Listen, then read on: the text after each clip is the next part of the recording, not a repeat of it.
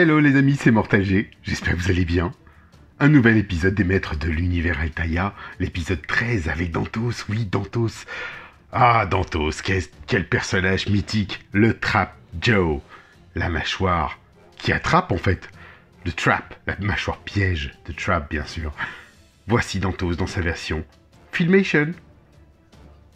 Regardez-le, avec ses couleurs un peu fuchsia, rose, comme vous voulez, le bleu, le noir, le vert, le fameux Dantos, le pirate de l'espace. Vous allez en découvrir un peu plus sur lui justement, avant d'aborder la figurine. Vous allez comprendre qui il est réellement. Dantos est équipé d'un bras bionique sur lequel il peut greffer n'importe quelle arme et doté d'une puissante mâchoire capable de broyer toutes sortes de matériaux. Celui qui s'appelait Chronis tenta de trahir Skeletor mais échoua. Il doit désormais le servir pour rester en vie, bien qu'il soit l'un des génies du mal les plus reconnaissables et les plus redoutés. Sa loyauté envers Skeletor n'est pas désintéressée. Et oui, mais on va y venir. Mâchoire d'acier. Sa robuste mâchoire d'acier en métal lui permet de broyer n'importe quelle substance présente sur Eternia, aussi dure soit-elle, et même de la digérer. Alors là, on est dans la nanotechnologie, alors imaginez-vous s'il digère tous les matériaux. Donc bras bionique, bien sûr, sur lequel on va pouvoir lui mettre un arc, un laser, une pince, tout un tas de choses que vous connaissez déjà et qui ont été déclinées dans les différentes figurines. Là, on va aborder un petit peu l'origine de tout ça. Thorn, par exemple, les premiers prototypes, gravure d'un habitant de Karkiod, la planète d'origine de Dantos. On dirait plutôt Spikor, hein. Eh ben oui, c'est aussi l'origine de Spikor, de Dantos tout réuni. Donc on va parler de sa planète, de Moloch, le dévoreur de mondes, une sorte de Galactus qui va dévorer la dernière planète de Dantos et de sa famille, de Chronis du moins, quand il était enfant, et le fait qu'il soit ensuite capturé, alpagué par un collectionneur, dans un vaisseau, le Collector. Voilà, donc ce collectionneur, il s'appelle Navi, N-A-V-I-T. C'est un collectionneur, comme vous le connaissez, dans la gamme Marvel. Il collectionne les mondes, les univers, et il prend à chaque fois un être de chaque univers qu'il emprisonne. Et là, à cette époque-là, on apprend que Chronis, du moins, s'associe, devient ami avec Psychor, un autre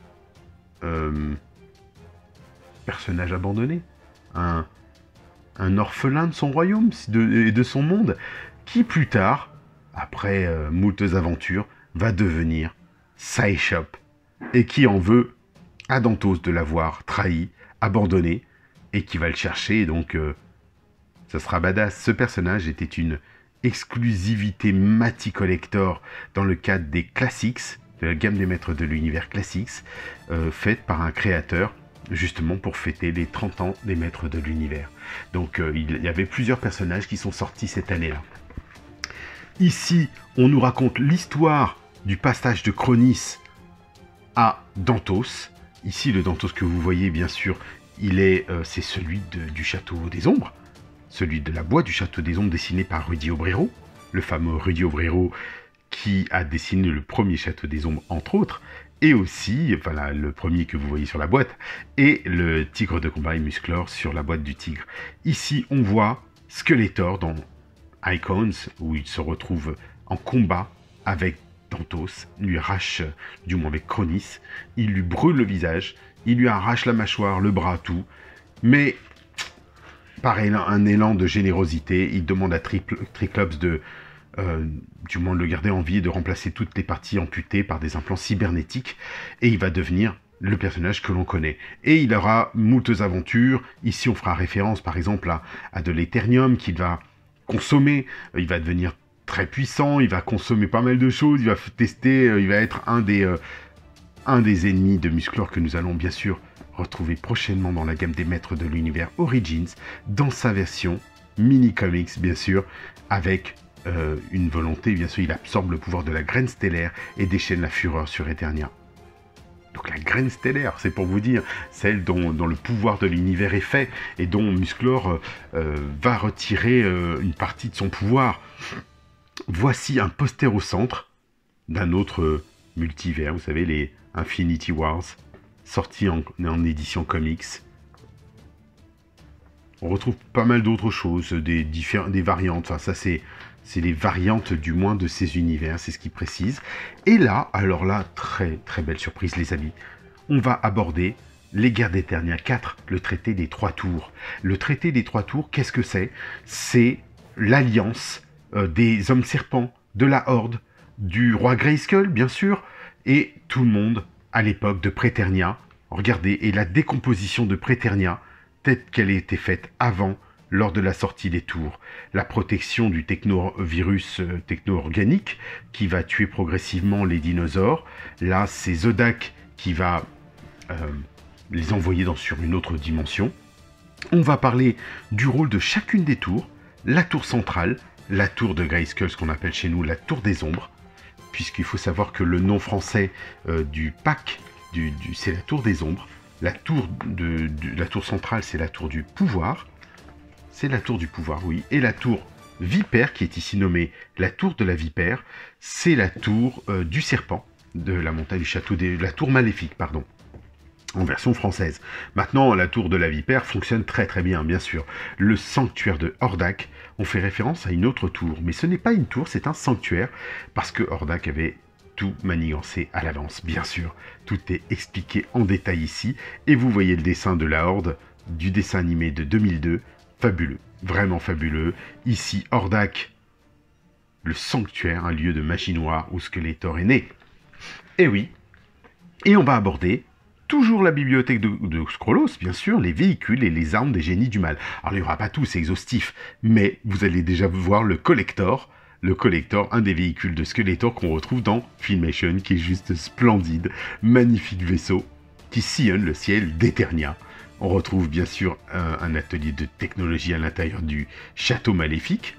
Et au dos, on va attaquer le Rotator, que je vous ai déjà présenté précédemment dans la gamme des maîtres de l'univers Origins, et que je trouve juste somptueux, magnifique, vraiment. Et regardez le dessin là-haut. Le Rotator est créé par Triclops en réutilisant des dessins anciens. Et on va bifurquer sur le Squalor, qui est en référence à Dantos, qui l'aura créé pour faire image à sa mâchoire. Donc c'est pas énorme ça. Donc très très sympa. J'aime beaucoup tout ce que apporte du coup ces fascicules. Vraiment on est gâté, très très gâté. Ici sans plus tarder on va passer à notre Dantos. Le Dantos Filmation. Alors vous voyez il tient pas beaucoup hein. Là ça va aller vite. Ça va aller même très très vite puisque le bras, on croirait qu'il est cassé, mais il n'est pas cassé du tout. Les amis, on va regarder ça ensemble, bien sûr. Le Trap Jaw, la mâchoire piège. Regardez la botte. On retrouve les codes, hein. On retrouve vraiment les codes de Dantos avec ses fameuses cuissardes, ses jambières complètes, ses protège tibia, ses cuissardes, c'est comme vous souhaitez les appeler. Et là, on est dans du... Bah ouais, on est dans du fuchsia. Alors il s'était embarqué quand même hein, dans le dessin animé. Mais ça le fait, je trouve que ça le fait bien. Regardez ces biceps d'un go-go dancer avec le style de son pagne. La ceinture de pirate. Bien sûr, c'est codifié. Hein. Je vous taquine. Nous sommes d'accord. Ici, vous voyez une sorte de mécanisme sur le bras. Et là, un ensemble donc qui nous permet... bien sûr, de fixer le bras. Alors je me suis dit, mais ça veut dire que ça pivote? Est-ce que ça veut dire que je peux le mettre dans tous les sens? Non du tout les amis, c'est juste que vous avez la possibilité de le fixer vous-même ou de le coller si vous voulez le coller. Voilà, ils ont pris le pas de prendre la pince, d'utiliser la pince de notre Dantos, sans utiliser le canon laser, le fameux canon laser, mais il est vrai aussi que c'est plutôt pas mal, puisque normalement dans le dessin animé, vous savez qu'il a des objets qu'il clip, qu'il enlève et qu'il reclipe, et c'est vrai que dans le dessin animé de 2002, on est dans de la nanotechnologie, et le bras complet se transforme soit en canon, soit en crochet, soit en pince, et bien d'autres choses éventuellement en tapette à mouche, comme on le voyait dans la série des années... des années 80, voilà, dans la version Filmation de cette gamme. Donc superbe figurine aussi, on va regarder la tête, la manière dont elle est faite et elle est peinte. Est-ce qu'il ressemble vraiment à notre Dantos? Oui, Oui, oui, et oui. Il n'y a pas de doute, les amis, c'est le Dantos du dessin animé, mélangé avec, bien sûr, vous le savez, une réadaptation Altaïa, parce que là, on a quand même beaucoup de muscles, les bras saillants, les biceps, regardez la main un peu en avant, le bracelet. Alors, il n'y a pas de bracelet à proprement dit, c'est juste une peinture, les amis. Alors, c'est peut-être moi, je vais voir éventuellement. Non, autant pour moi, c'est vraiment très très léger. Alors le vert se mélange beaucoup avec le bleu, je pense qu'il n'y a eu qu'une seule couche de peinture. Vous voyez un peu même que ça déborde, comme on le retrouve sur certaines autres figurines, mais dans l'ensemble, la figurine est belle. Le bleu roi est vraiment pétant. Sa mâchoire n'est pas ouverte, mais elle fonctionne bien.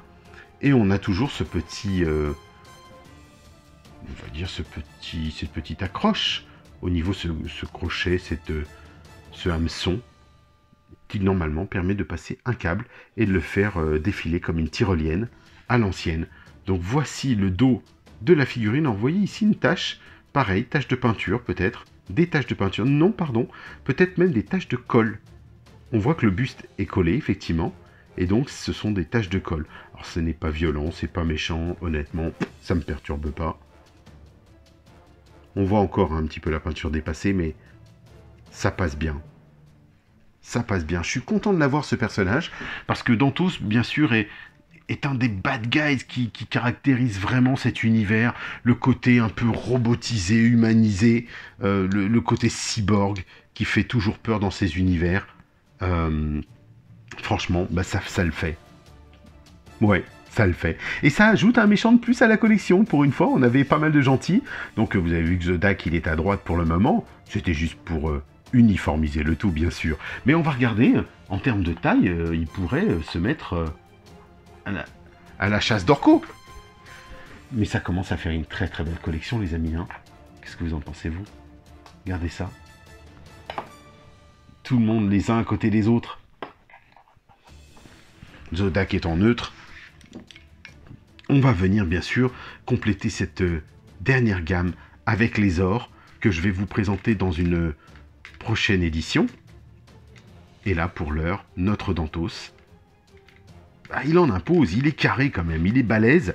Je trouve que ça le fait et posé sur une étagère, bah, il va le faire encore mieux, regardez ça. On est bien dans l'esprit, on est tout à fait dans du Filmation. Regardez ce que ça donne en termes de proportion, de taille. Il est grand. Alors que vous savez que la figurine vintage est plus petite que les autres. Donc déjà, il paraît plus petit que Démonia. Et c'est effectivement, c'est un peu le cas. Il est plus petit, mais à peu de choses près. C'est parce que son diadème fait la différence. Ici, on pourrait avoir Zodak. Zodak, lui, est plus grand. Mais à pas grand-chose, vraiment. C'est la position courbée, inclinée, qui va marquer la différence du personnage. Sinon, voilà toute la dernière vague de figurines Altaïa qui vont venir bien sûr s'ajouter et je vous prépare avec grand plaisir la review de notre Lésor. Je vous dis donc à très vite les amis.